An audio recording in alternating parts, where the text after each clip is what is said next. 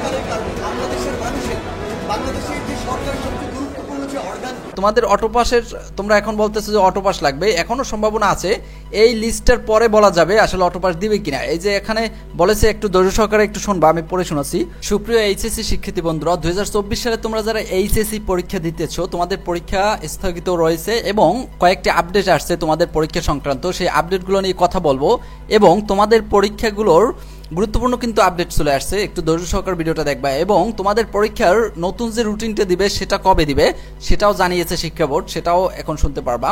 দেখো এখানে প্রথম যে আপডেটটা আসছে সেটা হলো ট্রেজারি থানায় বা কেন্দ্রে সংরক্ষিত এইচএসসি পরীক্ষা 2024-এর প্রশ্নপত্র ভর্তি ট্রাঙ্ক এবং খালি ট্রাঙ্ক বোর্ডে জমা প্রসঙ্গে, অর্থাৎ তোমাদের অনেকের শুনেছো যে তোমাদের থানায় রাখা প্রশ্নপত্র পুড়ে গেছে, অনেকের উত্তরপত্র পুড়ে গেছে। এখন এই যে কোন কোন থানার প্রশ্নপত্র পুড়ে গেছে, কোন কোন থানার উত্তরপত্র পুড়ে গেছে, সেগুলো তারা একটা বোর্ডে জমা দেওয়ার নির্দেশ দিয়েছে। কিভাবে যেগুলো পুড়ে গেছে সেগুলো আবার জমা দেবে কিভাবে, সেটাই তো তোমাদের প্রশ্ন। অর্থাৎ যেগুলো তো পুড়ে গেছেই সেগুলো নয়, যেগুলো এখন আছে পুড়ে যাওয়ার পর সেগুলো জমা দিতে বলেছে। আর কোন কোন থানার প্রশ্ন পুড়ে গেছে সেগুলো একটি লিস্ট দিতে বলেছে আসলে। এখন একটা বিষয় এখানে দেখো, এখানে বলেছে তোমাদের অটোপাসের তোমরা এখন বলতেছো যে অটোপাস লাগবে, এখনো সম্ভাবনা আছে এই লিস্টের পরে বলা যাবে আসলে অটোপাস দিবে কিনা। এই যে এখানে বলেছে, একটু ধৈর্য সহকারে একটু শুনবা, আমি পড়ে শোনাচ্ছি। উপযুক্ত বিষয়ের প্রেক্ষিতে জানানো যাচ্ছে যে অনিবার্য কারণবশত 2024 সালের এইচএসসি পরীক্ষা 18/7/2024 তারিখ হতে গ্রহণ করা সম্ভব হয়নি। এমতো অবস্থায় এইচএসসি পরীক্ষা 2024-এর ব্যবহারিক প্রশ্নপত্র ভর্তি ট্রাঙ্ক কেন্দ্রে ট্রেজারি থানা সংরক্ষণ করে অবশিষ্ট তারিখের পরীক্ষার জন্য কেন্দ্রওয়ারি বরাদ্দকৃত প্রশ্নপত্র ভর্তি ট্রাঙ্ক এবং খালি ট্রাঙ্ক কেন্দ্রের ভারপ্রাপ্ত কর্মকর্তাগণ ট্রেজারি থানা থেকে গ্রহণ করে আগামী 16/8/2024 তারিখের মধ্যে বোর্ডে জমা দেওয়ার জন্য অনুরোধ করা হলো। বিষয়টি অতি জরুরি, একটা জরুরি কিন্তু বিষয়টি, কারণ হচ্ছে 16 তারিখের ভিতরে, আজকে মাত্র হচ্ছে 13 তারিখ।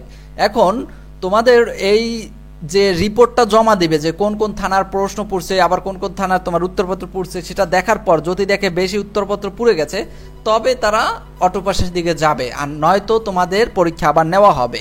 কতগুলো প্রশ্ন পড়ছে সেইগুলোর তোমার আবার প্রশ্ন করবে, ছাপাবে, তারপর তোমাদের পরীক্ষা নিবে। এখন যদি পরীক্ষা নেয় তাহলে তারা যেটা বলেছে যে সমকাল পত্রিকায় একটা প্রকাশিত হয়েছে একটা নিউজ যে 1 সপ্তাহের ভিতরে তোমাদের এইচএসসি স্থগিত পরীক্ষার রুটিন প্রকাশ করা হবে। অর্থাৎ এখানে একটা বিষয় লক্ষ্য করো, 16 তারিখের ভিতরে এই রিপোর্টগুলো দিতে বলছে। 16 তারিখের ভিতরে, আজকে 13 তারিখ, তার মানে 3 দিনের ভিতরে তারা এই রিপোর্টগুলো নিবে এবং আরও 3 দিন, 1 সপ্তাহ হতে তো 7 দিন লাগে, আরও 3 দিন তারা বিবেচনা করে দেখবে যে অটোপাস দেওয়া যায় নাকি তোমাদের পরীক্ষা নেওয়া যায়। এরপরে যদি পরীক্ষা নেওয়া যায় তাহলে 1 সপ্তাহের মাঝামাঝি তোমাকে একটা রুটিন দেওয়া হবে, নতুন রুটিন। সেই নতুন রুটিনটা তোমাদের মাঝে আমি তুলে ধরবো। যদি তোমার চ্যানেলটি সাবস্ক্রাইব করা থাকে তাহলে তুমি ইজিলি পেয়ে যাবা, ঠিক আছে।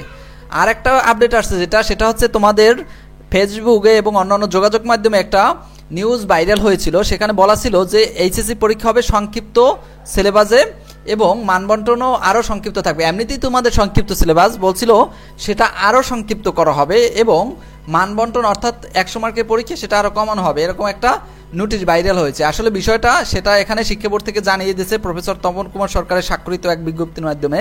অর্থাৎ এটা একটা জরুরি বিজ্ঞপ্তি যে তোমরা যে নিউজটি দেখেছো ফেসবুকে, ওটা একটা ভুয়া নিউজ। তোমাদের পরীক্ষা 100 মার্ক যদি হয় পরীক্ষা, তবে 100 নম্বরেরই হবে এবং যেই কটা সাবজেক্ট স্থগিত হয়েছে সকল সাবজেক্টেরই পরীক্ষা হবে।